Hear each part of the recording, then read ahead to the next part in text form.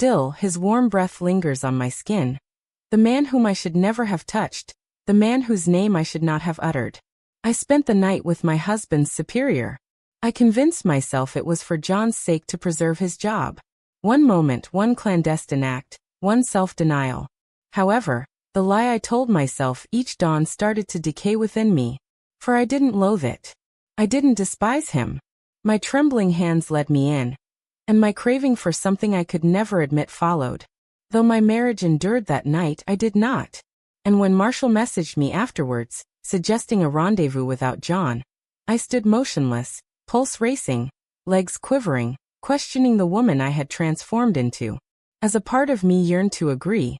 Before proceeding, let me extend my gratitude to all who subscribe to this channel. Your encouragement surpasses any words I can express. And to our fresh and recurring viewers yet to join us, thank you for your presence. I'm eagerly anticipating your click on the subscribe button. It's the power and drive sustaining this channel. Don't forget to like, comment, and share your opinions too. I read every single one. Now let's get back to the tale.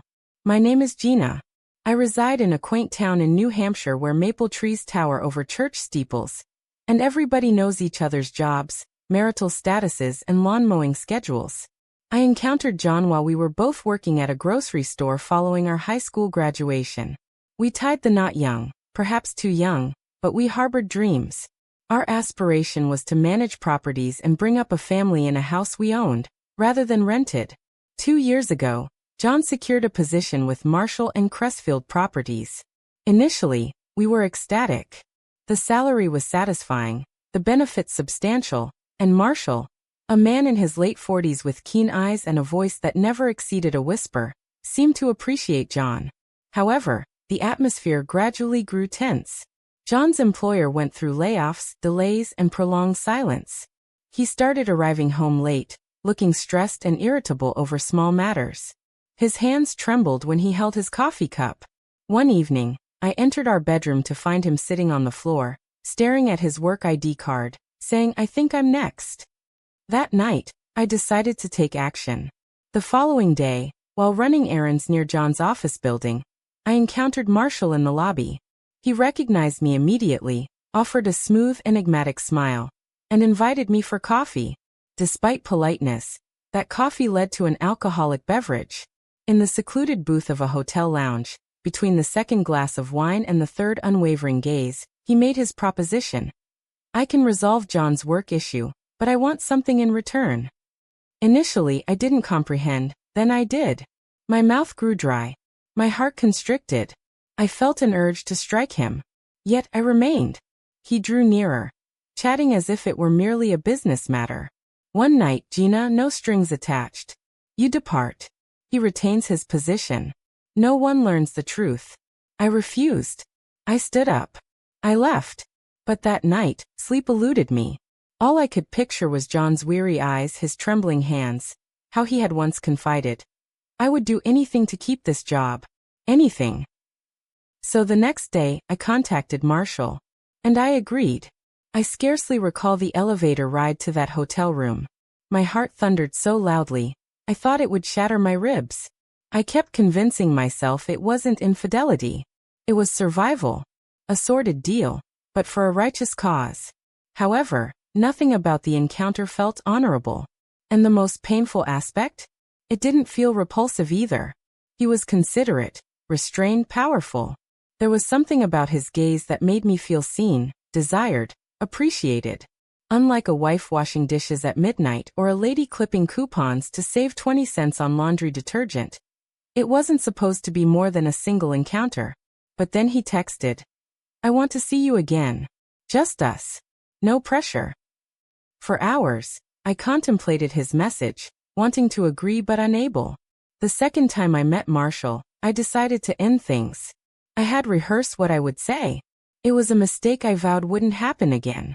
But when I entered the tranquil corner of the hotel lobby, and saw him waiting in his black coat, freshly shaven, still wearing that enigmatic smirk, I remained silent. I followed him. That night wasn't an exchange, it was a decision. And from then on, I could not resist. I became two people. The wife who prepared John's meals, folded his socks, and maintained a facade of normalcy. And the other self, the woman who donned red lipstick in the car, trembling as I parked outside Marshall's private condo in Manchester. A woman who chuckled more vigorously, exuded confidence, and for the first time in a while felt vital. I reassured myself that I was assisting John. After all, he hadn't lost his job. His name didn't appear on any dismissal lists. Marshall even bestowed upon him a new office with an improved vista. I persuaded myself that I was part of John's triumphant tale. But inwardly, I recognized that as falsehood. Marshall never made any further promises. He never professed affection. Yet he commenced texting me regularly. Mere thoughts of you, or you seem exhausted today. Are you getting enough rest? It seemed insignificant. And yet it was monumental. He started asking questions John no longer posed. What do you desire from your life, Gina? Do you ever feel unseen? Yes, I did. And I detested that he observed it. Every time I returned home, I abraded my skin in the shower until it blushed. I would gaze at myself in the mirror and murmur, break this habit. Each time you'd accuse me of ruining everything, John would stroll in distracted, worn out, murmuring about deadlines and office strife, scarcely meeting my gaze. And I'd sink deeper into the shadows. I started deceiving. Deceitfully. Telling John the first was meeting a friend, that I'd joined a book club, that I had errands in a distant town. I sensed the barrier between us growing taller, chillier. Yet I continued to erect it. The guilt was there. But so was the craving. Marshall evoked feelings John hadn't stirred in years. He never demanded. He never faulted. He simply regarded me as a rarity. It became customary. Wednesday nights, Friday afternoons. Occasionally even a hurried hour in the back seat of his black car, hidden in a parking garage. Once he gifted me an emerald bracelet. I rejected it. He persisted. Gina, you bear pain gracefully. But I want you to adorn yourself with beauty as well. It was twisted. Yet I continued the visits. Then one unexpected evening, John returned home sooner than anticipated. After leaving Marshall, I was still in my formal attire for a grocery run, complete with heels, perfume, and an overly styled hairdo. John gave me a prolonged questioning stare and asked, "Where have you been?" I froze before replying, "Target." He nodded hesitantly, making me feel even more uneasy. That evening, he barely touched his dinner and kept stealing glances at his phone, as if anticipating something or someone. The following day, upon returning home, I found John seated calmly on the couch, a glass of whiskey in hand. "I know," he said. "About you and him, I mean. I know." His words made my heart skip a beat. I struggled to respond, but nothing came out at first. Then he said something that left me disoriented. "I don't want a divorce." I blinked, taken aback. "What?" He reiterated calmly. "I don't wish to argue, shout, or break things. All I want is to give you something." I continued to tremble as I asked, "You are offering me something?" He nodded. "Yes, continue seeing him.